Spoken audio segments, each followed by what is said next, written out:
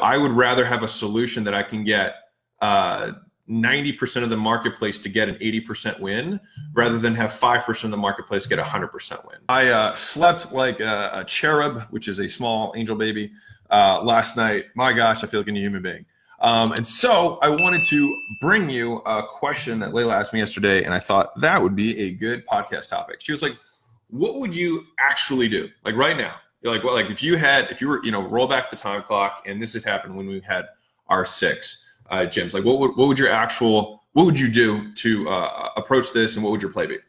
And so I want to first just at least say, with my big disclaimer here, is that something that I don't discuss a lot, but I think is worth mentioning, is that the advice that I give in general, I try to cater to the audience that I'm speaking to. If I ran a gym, I would probably run it somewhat differently than what we espouse. And that is because I am not you and you are not me.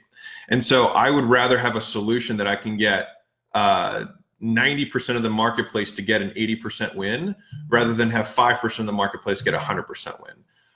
And I've run my business that way. And I think that is why we've been really successful, is because it's the same thing with like a weight loss program. Like if I could get 90% of people to have a great result rather than 10% of people to have a crazy result, then I would rather serve the 90. Elon Musk even talks about this. He's like, I'd rather do a good amount for a ton of people rather than a lot for a very small amount.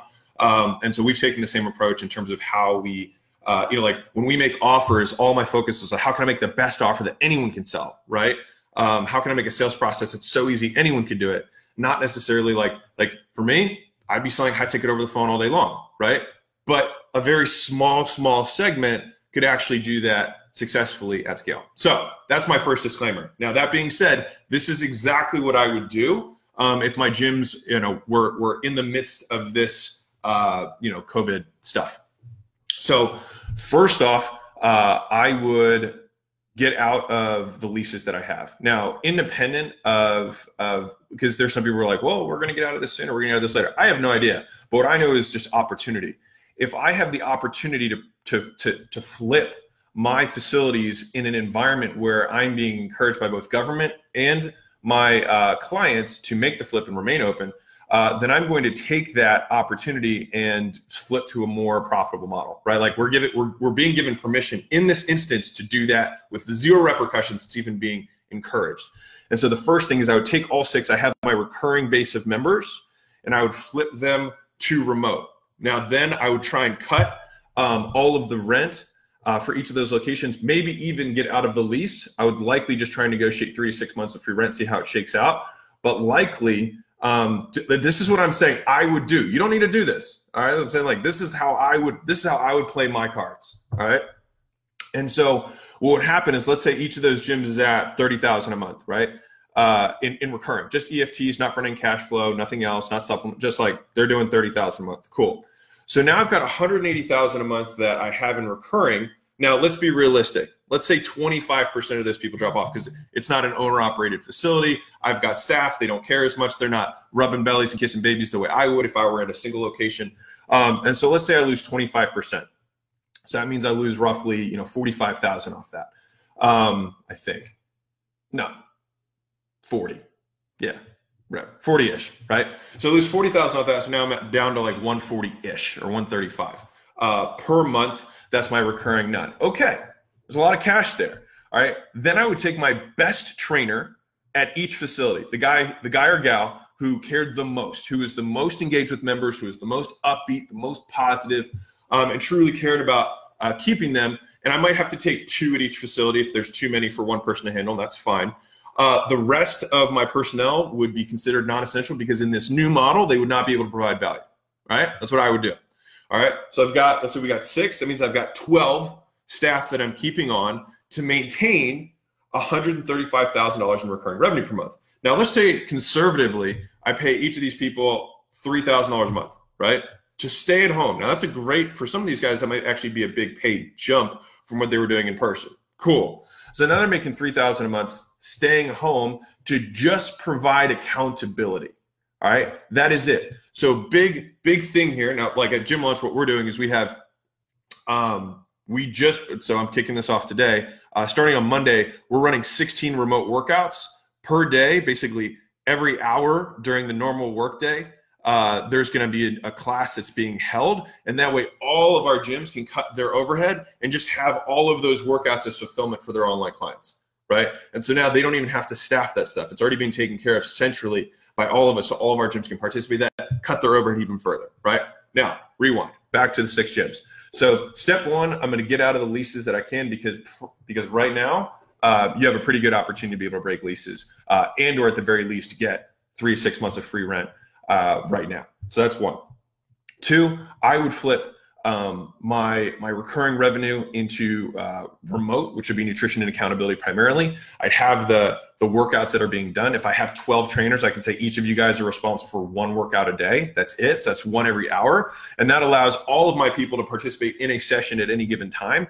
But it's not that hard because each of them can do it from home, right? And the whole point is that, like, I'd love to say it's going to be from the gym, but reality, if you're getting quarantined, you might not be able to even go to the gym. So, and most of the clients are even consuming this from their homes. And so it would make sense to have a trainer that's from home. Not a big deal.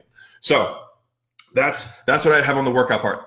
Big caveat here. No one cares about the workouts. If you're selling over the phone, you can get workout apps online, like Beachbody, and Kayla Itzian's got a sweat app. Like, there's all these other apps that are like $10 to $20 a month that have probably better already pre-existing stuff. So you're not going to win on the workout front, right? You're going to win on the accountability and the service. That's how we've always won. And that's how we need to keep, like, remember, the rules haven't changed. Your workouts never mattered. They don't matter now, right? What matters is the relationship that you have with these people, that they feel like someone is checking in on them, right? They pay for you to pay attention. That's how it works. All right. So I have my 12 trainers. Let's say I said I'm paying them $3,000 a month. So I'm paying $36,000 a month in overhead for those trainers, right? And the only thing they have to do every day is 1 workout and then reach out to the customers. So make sure that they are being taken care of, making sure that their headspace is good, making sure that they're not going to the pantry and raiding it and getting cookies every day, making sure that they attend one of the workouts. That is what they do all day now. That's it. That's all they have to do. All right. Now, overnight, by doing this, I have $100,000 a month that's left over in all profit. Holy smokes. That's a pretty good deal. But wait, now what do I do with my time, right? So my time would be focused. The other thing that I would ask them to do is I would dedicate their first 2 hours of the day every day to doing 100 cold reach outs. All right.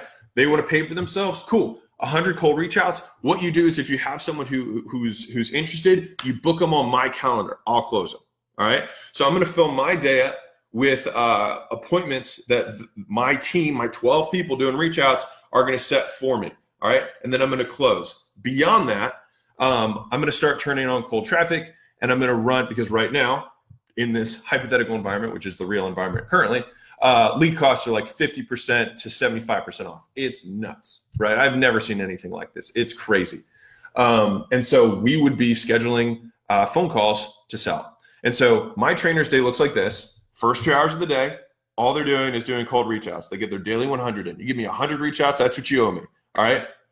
Get me 1 scheduled today. I don't care. Just get me 1 scheduled today. All right. What are they going to say? They're going to say, hey, name, do you know anybody who's trying to stay in shape during the quarantine, who doesn't want to turn their sweatpants into yoga pants by the end of this? Right? Whatever. Now, when you say that, all of a sudden the people who are responding are like, oh, this person's not fishing. They're asking genuinely if I know anybody.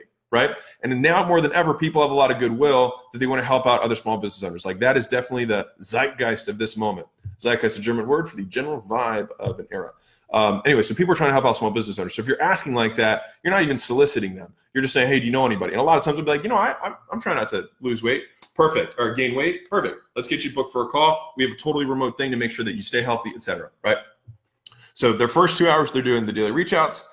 Then they're doing all the reach outs to their existing customers that they're maintaining. Right? And then 1 hour of the day, they're required to do their workout. Now, most of the time, you'd want to have your trainers are working out anyways at home. So it's like, just record it.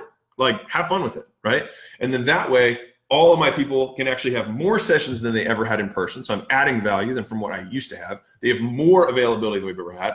They have more variety because they probably have access to trainers that they couldn't have had access to before. All right. And it's also my best coaches. So it's like, we all know we have got a couple coaches who run stuff. And if somebody who's news coming in, you probably want to put them with Jessica and not Eric, right? And you're like, no, Jessica's awesome. Don't put in Eric's as her first session, right? Maybe save that for some of the later people who already like us, right? So those are the trainers who are going to be getting those at-home workouts. Big picture again, big reminder, no one cares, right? No one cares about the workouts. They only care about the accountability. All right. So if I flip my gyms, right? I renegotiate my leases. I push them out or I break them. I take my recurring. I would get it into 100% remote. I would let go of non-essential personnel who are not generating revenue or keeping revenue through fulfillment, right? They're generating revenue in their first 2 hours of the day by getting new calls. The rest of their day, they're focused on doing the fulfillment for the clients that they already have and maintaining that EFT and recurring. They're filling back the bucket because I'm going to be doing the sales, because in a time of strife, I'm going to do what I know how to do best and make it rain, right? And so the people who are not going to be able to succeed are the ones who don't want to roll up their sleeves and get dirty. If you're the best salesman at your gym, then you should sell. That's what you should be doing, right? And then they do their one workout a day. So that's all trainers have to do. 3 things: reach outs to get new customers, reach outs to existing customers to make sure they know we're paying attention, and then finally that they're doing one workout a day, which they should be doing for themselves anyways. They're just going to record it. Awesome. Boxes checked. All right. My day is going to be making sure that we're marketing and filling the bucket back up. All right. That's it. That's my day. All right. So I'm marketing and taking sales calls. I'm taking sales calls from paid traffic. I'm taking sales calls from outbound. I'm taking sales calls all day long. That is what my job is, to make it rain and feed the machine. All right. That is what I would have done if I had been in that situation or in this situation. I'm not necessarily saying you do that. I'm telling you what I would have done.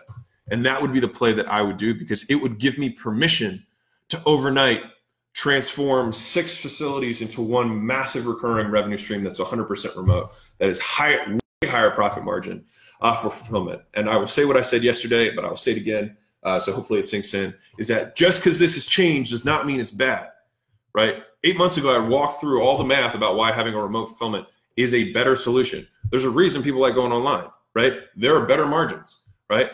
There are. The thing is that a lot of people felt like for some reason that was bad. That's okay. But now people are being forced to do it. Doesn't mean it's bad. It actually makes more money. And now we're getting permission from the government and from society to do this for ourselves. So I would take that opportunity and run with it. So that's my recommendation. Excuse me. That's what I would have done. You can take that for what you will, but that is exactly what I would have done step by step. That's how I would have broken out my trainers. That's what I would have done with my overhead. That's what I would have redefined their responsibilities as. And then beyond just lead them through the crisis, I would also try and paint a vision for a better future. It's like, guys, you liking this? You're staying at home. You can work out whenever you want. You're just actually getting people good results because we're making sure that they're just staying accountable when they need us the most, right? And one small note that I want to add to this: when you're selling or when you're talking to customers, everyone right now is at the airport. So if you've noticed, everyone at the airport is always just like immediately a 3 out of 10, 3 out of 5 stressed, right? They're already at 6 out of 10 stress levels. What people want is to feel good. All right. And so so when you get on the phone, if you want to sell, right, you got to make them feel good. Like the fundamentals have not changed. It's just, you got a little bit more resistance when you're starting because they're already at a negative point. They're not at neutral. Most people are now going to be a little bit negative because they're quarantined. They got their kids around. They feel like shit. They're smelly. They feel sloppy and bloated because they're eating cookies all day, right? And they're uncertain about the future. What they want from you, what your employees want from you, what your clients want from you, and what your prospects, when you get on the phone with them, want from you is one word: hope. All right. So you have to be the hopefulest motherfucker that exists. All right. And the way that you have hope is that you have optimism about what you are willing to do to endure. And as long as you know that you're willing to endure just about anything to get through this, then you have confidence and certainty in the fact that you will get through this. And you can convey that conviction to your prospects, to your team, and to your customers, because that's what they're going to want. Right now, therapy's blowing up. Life coaching's blowing up in terms of like growth. Tons of people want life coaches. Tons of people want therapists right now because they're stressed out of their minds. And so if you're looking for more ways to provide value, someone will buy after how you've made them feel from the first 15 minutes of the phone call. The first 15 minutes is just like caring about them, throwing them some love, making them feel good about like, hey, we're going to get through this. No worries, right? They want to be around more of that. They want more of that feeling. The fact that you're going to sell them weight loss and that's going to be the vehicle that you monetize is almost secondary to how you will make them feel in that moment, because they're just going to want to feel more of that. And so that goes for your trainers, reminding them, dude, like we're just trying to make people feel good right now. All right, we're trying to get people through this. Like if we can get them to put down the cookies and move a little bit, they're probably going to feel better. And if that's what our value is right now, then that's what it's going to be. All right. So that is what I would do step by step. If I had my gym during COVID right now, I make no recommendations. You are all grown-ass individuals and make your own decisions for yourself, but that is what I would do. So anyways, hope you have an amazing Wednesday. Keep rocking. You can make it through this. You just got to want it. All right. Lots of love. Catch you guys soon. Bye.